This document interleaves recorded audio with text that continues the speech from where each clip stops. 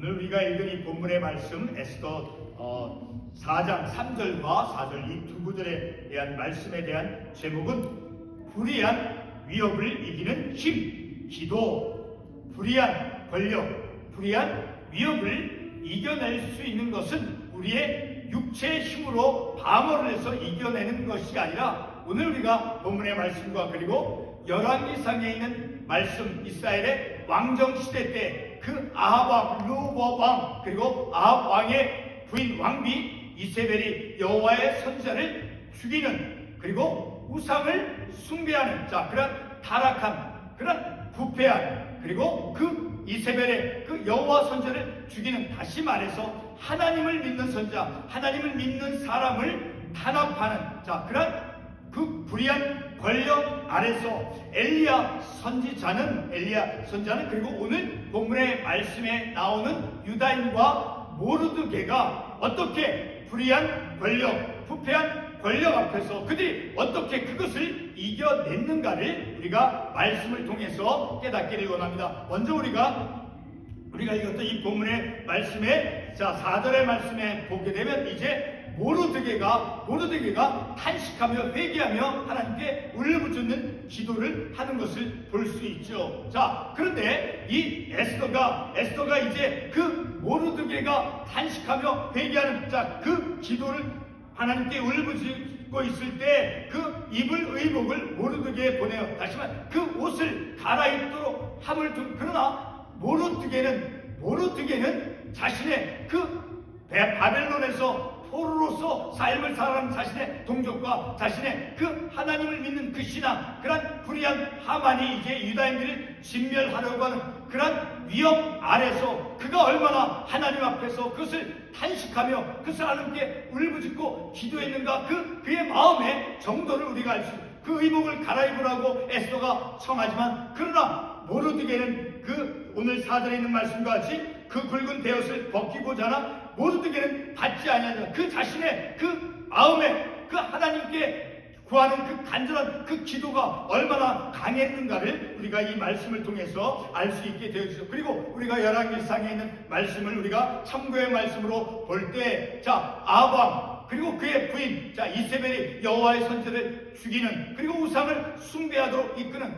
그런 불의한 부패한 그런 권력 아래서 이 엘리야 선지자는 바로 제단을 쌓고, 오늘날 우리의 표현으로 하면 하나님께 예배를 드리고 그리고 하나님께 기도함을 통해서 하나님께 기도와 그리고 예배를 통해서, 그리고 우리가 결론의 말씀에서 제가 말씀을 드릴 터이지만 그 엘리야가 이제 그 광야에 나가서 로뎀나무 아래서 이제 죽기를 간청을 했을 때 여호와의 천사가 이제 엘리야 선지자에게 물과 떡을 그에게 가져다 주어서 그가 다시금 상심한 가운데서 이제 회복되어져서 그 목적지를 향해서 갈 수 있도록 엘리야 선지자를 이제 하나님께서 위로해 주셨습니다. 하나님께서 위로해 주신 그 하나님의 위로해 주심으로 우리에게 맡겨져 있는 그 사명을 끝까지 감당할 수 있다라는 거예요. 그리고 우리가 하나님께 기도함을 통해서 본문과 열왕기상에 있는 말씀을 통해서 이제 그런 불의한 권력, 불의한 말에서 하나님께 기도하고 그리고 하나님께서 주시는 그 위로함으로 우리에게 맡겨진 그 기도의 사명, 그 사명을 끝까지 감당해낼 수 있다라고 하는 것을 우리가 말씀을 통해서 깨닫기를 원합니다. 우리나라의 그 역사 가운데서도 이제 일제 치하 36년의 역사가 일본 식민지 역사가 있었죠. 1910년부터 1945년 이제 8월 15일 광복절 때까지 우리의 역사 속에서도 오늘 본문의 말씀에 나온 이스라엘 백성들이 바벨론의 포로로 잡혀가서 70년간의 그 포로 생활을 했던 것 같은 그런 식민지 역사를 우리나라 역사에도 있다는 것을 우리가 알 수 있죠. 특별히 이 기간 동안에 특별히 1919년 이제 3.1 독립운동이 있었지요. 기록된 역사에 의하면 독립운동 그 민족 대표 33명 가운데 16명이 기독교인이었는데 그 중에 12명이 목회자 그리고 1명이 장로였다라고 하는 그런 기록을 우리가 볼 수 있죠. 3.1절 그 독립운동을 오늘날 우리 한국식 표현대로 해서 그것을 정치운동이라고 부릅니까? 결코 정치운동이 아니며 정치운동이라 부를 수 없는 것이죠. 억압으로부터 독립을 찾기 위한 애국 운동이었던 것입니다. 그 기간 동안 수많은 기독교인이 학살을 당하고 그리고 제암리 교회와 같은 그런 학살 사건으로 교회가 파괴되어지고 그리고 기독교인의 죽음이 있었죠. 오늘 본문의 배경도 바벨론에 끌려온 모든 유다인들을 죽이려 했던 그런 핍박의 상황으로서 일제 36년과 같은 동일한 그런 본질을 가지고 있는 것이죠. 바벨론의 그 유다인 그 진멸 계획과 그리고 일제 36년 식민지 통치를 통해서 볼 때 세상은 하나님을 믿는 사람을 좋아하지 아니하며 그리고 하나님을 대적한다라는 것을 우리가 역사를 통해서 알 수 있게 되어지죠. 예수님께서 유대인으로서 이 세상에 오셨을 때 유대인들은 예수님을 어떻게 했습니까? 예수님을 거부했죠. 십자가에 달리게 하였죠. 자, 이와 같은 세상의 거절은 단순히 예수님과 그리고 예수님을 믿는 사람들을 거부하는 것으로 끝나는 것이 아니죠. 일제 지하 36년이 보여주는 것처럼 그리고 에스더서에서 그 불의한 권력자 하만이 보여주는 대로 교회와 하나님을 대적하며 교회를 하나님 믿는 사람을 없애려고 시도를 하죠. 어떤 사람이 그런 것을 합니까? 어떤 세력이 성도와 교회와 하나님을 대적하고 있는 것입니까? 하나님을 대적하는 일들이 오늘 본문 에스더가 기록된 그러한 시대에만 일어나는 것입니까? 아니면 1900년 초 일제 식민지 시대 때만 일어나는 것입니까? 오늘날의 세상에서도 동일하게 나타나고 있음을 우리가 볼 수 있습니다. 북한, 중국과 같은 그런 공산주의 국가에서 그리고 이제 중동의 이슬람 국가에서 여전히 기독교인 학살과 핍박 그리고 반기독교 세력들이 일어나고 있습니다. 2007년도에 아프리카 그 나이질에서 수많은 사람이 학살당한 그런 사건을 우리는 기억할 수 있을 것입니다. 그런데 최근 몇 년 사이에 한국 사회에서 낙태 합법화 그리고 성소수자에 대한 그런 차별 금지에 대한 법안 그리고 법 왜곡죄 그런 것이 발의되는 그런 과정을 우리가 볼 수 있습니다. 이와 맞물려 대통령과 정치인들이 이제 친중 그리고 친북 정책을 시행하면서 반기독교적인 모습이 확연하게 드러나고 있습니다. 한국 정부가 친북으로 향할 때 반기독교적 혹은 반성경적 그 법안들이 발의되어지는 그런 반기독교적인 것이 되는 이유는 아주 간단합니다. 사회주의 혹은 공산주의 사상을 따르는 것은 바로 하나님의 존재를 인정하지 않기 때문입니다. 공산주의는 바로 유물론 사상을 그들이 추종하고 있는 것이죠. 그러므로 한국 사회가 점차적으로 친중 혹은 친북으로 향할 때 자연적으로 나타나는 현상이 바로 하나님의 절대 진리를 거부하는 것입니다. 정치뿐만 아니라 많은 기독교 교회 목회자들도 이미 좌파 진영에 포함되어 있는 그러한 현실을 우리가 바라볼 수 있죠. 이와 같은 한국의 부패한 그 현상을 아합 왕의 그 타락을 통해서 우리는 볼 수 있습니다. 열왕기상 18장 32절과 37절에서 이제 엘리야 선지자가 이스라엘 백성들을 향해서 바알신을 섬길 것인가 아니면 여호와 하나님을 섬길 것인가를 결정하는 것에 머뭇머뭇거리지 말라라고 말합니다. 그 엘리야 선지자가 백성들에게 머뭇머뭇거리지 말라고 말한 것은 바로 오늘 한국에 바로 우리가 나와 같은 한국의 그리스도인들에게 우리와 같은 오늘 우리들에게 말씀해 주고 있는 것입니다. 당시 아합 왕의 왕비는 이제 시돈 출신의 이방, 오늘날의 그 레바논이죠. 그 시돈 출신 그 이방 사람 이세벨이 그의 부인이었죠. 자, 근데 이세벨은 아합 왕에게 이스라엘이 이 바알을 숭배하도록 영향을 준 사람이었습니다. 열왕기상 16장 29절에서 30절을 통해서 우리가 알 수 있죠. 특별히 열왕기상 18장 4절과 13절 말씀에서 보게 되면 그 아합 왕의 왕비 이세벨이 여호와의 선자를 죽이고 멸하였다라고 말씀하고 있죠. 열왕기상 16장 31절의 말씀에 의하면 아합 왕은 이 시돈 사람의 그 왕 엘바알의 딸 그 이세벨을 아내로 삼아서 바알을 섬겨 예배하게 하였습니다. 마치 솔로몬이 거느렸던 그 이방 여인, 그 솔로몬이 거느렸던 이방 여인이 솔로몬으로 하여금 그 마음을 바꾸기 위해서 우상을 숭배하게 한 것과 같은 모습이죠. 이렇게 아합 왕은 자신의 부인 이세벨을 통해서 이제 이세벨을 아내로 삼아서 그 바알을 섬겨 예배하게 하였다라는 것입니다. 그리고 이제 사마리아에 바알 신전을 세워서 그래서 이제 그 우상을 숭배하게 했다라는 것을 또한 우리가 알 수 있죠. 특별히 열왕기상 16장 33절의 말씀에 보게 되면 이러한 말씀을 볼 수 있습니다. 사마리아에 건축한 바알의 신전 안에 바알을 위하여 제단을 쌓으며 또 아세라상을 만들었으니 그는 이전에 이스라엘의 모든 왕보다 심히 이스라엘 하나님 여호와를 노하시게 하였더라 라고 말씀하고 있죠. 자, 이처럼 이스라엘 왕과 백성들이 악을 행하며 그리고 바알 신과 아세라 우상을 숭배하였습니다. 더 심각한 것은 바로 여로보암 왕이 금 송아지를 만들어서 이제 이스라엘 백성들에게 숭배하게 한 그러한 것이었습니다. 그 말씀을 보게 되면 열왕기상 12장 30절에서 이렇게 말씀하고 있습니다.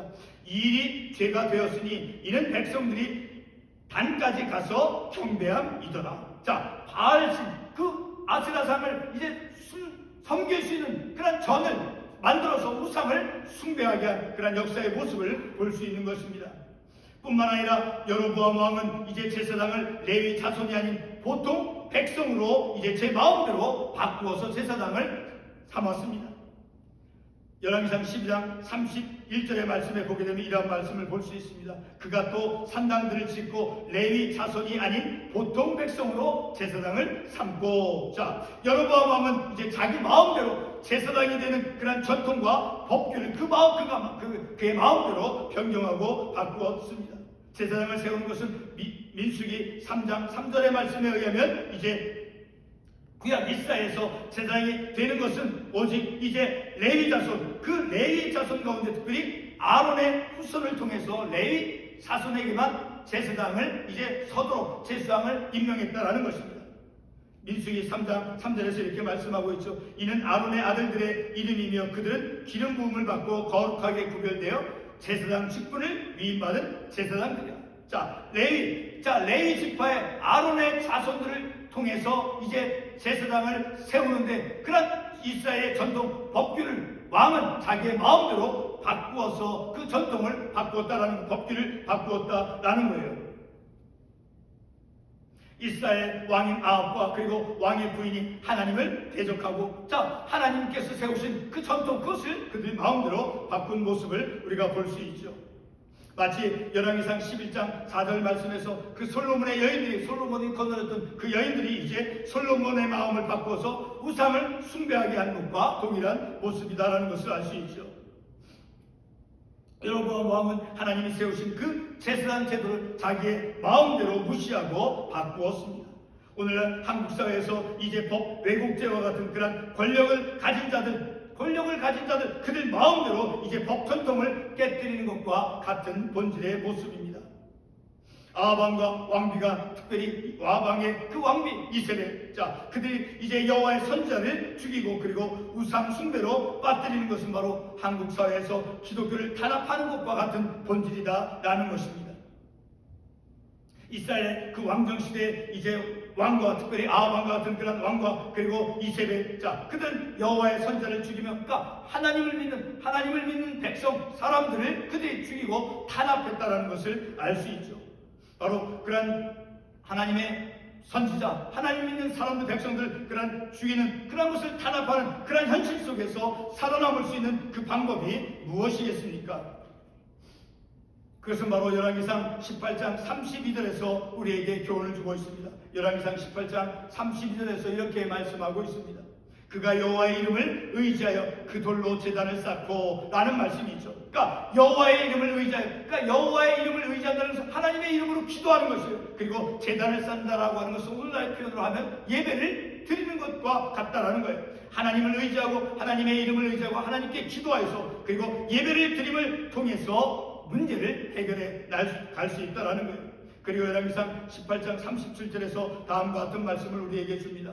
여호와여 내게 응답하소서, 내게 응답하소서. 이 백성에게 주 여호와는 하나님이신 것과 주는 그들의 마음을 돌이키심을 알게 하옵소서라는 말씀이죠. 바로 그런 말씀을 통해서 하나님께 기도함을 통해서 내게 응답하소서. 우리의 민족에, 우리의 동포에게 우리의 교회에 이런 문제가 있습니다. 하나님께 간구하는 것, 하나님께 기도함을 통해서 그런 불의한 권력, 자, 부패한 그런 권력 아래서 우리는 바로 하나님께 기도함을 통해서 예배를 드림을 통해서 그런 어려운 문제들을 우리가 풀어갈 수 있다는 것을 우리가 말씀을 통해서 교훈을 받을 수 있는 것이죠. 이렇게 하나님의 이름을 간절히 의지하며 그리고 예배를 통해서 그리고 간절한 기도를 통해 불의한 권력 아래서 우리가 승리할 수 있다라는 그런 교훈을 우리가 말씀을 통해서 얻을 수 있는 것입니다. 오늘 에스더 본문에서 바로 이와 같은 그런 간절한 기도를 우리가 볼 수 있죠. 바벨론 포로 속에서 하만의 위협 아래, 그 바벨론 포로 가운데 하만의 위협 아래서 유다인과 그리고 모르드게는 울부짖고 회개하며 금식하며 기도한 것입니다. 바벨론의 유다인을 진멸하려는 그런 하만의 권력과 위협, 그리고 여로보암 왕이 이제 하나님이 세우신 그 제사장 제도를 자신 마음대로 깨뜨린 것은 오늘날 한국 정치 상황과 같은 그런 동일한 본질을 가지고 있다는 것을 말씀을 통해서 우리가 깨달을 수 있는 것이죠. 온갖 불의한 법을 만들어서 법을 바꾸고 그 어떤 시대보다 위협적이고 교회와 기독교인 탄압 시대를 우리가 직면했습니다. 엘리야 선지자는 이세벨의 위협으로 삶을 포기하고자 이제 부엘세바 광야 로뎀 나무 아래 가서 죽음을 청하였습니다. 그러나 여호와의 천사가 이제 그 엘리야에게, 낙심한 엘리야에게 이제 물과 떡을 가져다 주어서 회복의 힘을 돋우어서 다시 살게 해 주었습니다. 바로 하나님의 위로하신, 하나님께서 절망한 엘리야 선지자에게 하나님께서 위로해 주심을 통해서, 하나님의 위로해 주심을 통해서 엘리야 선지자가 그가 목적하는 목적지까지 이제 이르는 것을 우리가 말씀을 통해서 볼 수 있죠. 우리에게 주시는, 하나님께서 우리에게 그 위로해 주실 때, 하나님께서 우리에게 주시는 그 위로를 통해서 우리에게 주어진 그 기도의 사명, 불의하고 부패한 그 정치 상황, 그 권력 아래서 기도를 통해서 하나님께서 우리에게 주신 그 위로함과 그리고 기도의 힘을 하나님께 의지하고 재단을 다시만 하나님께 예배를 드림을 통해서 하나님께 의지하고 하나님의 이름으로 기도함을 통해서 그리고 하나님이 우리에게 주신 그 위로를 통해서 우리가 어려운 불의한 부패한 권력 아래서 바로 하나님이 주시는 그 방법대로 우리는 승리의 믿음의 삶을 살아갈 수 있음을 우리가 말씀을 통해서 깨닫는 것입니다. 기도하겠습니다.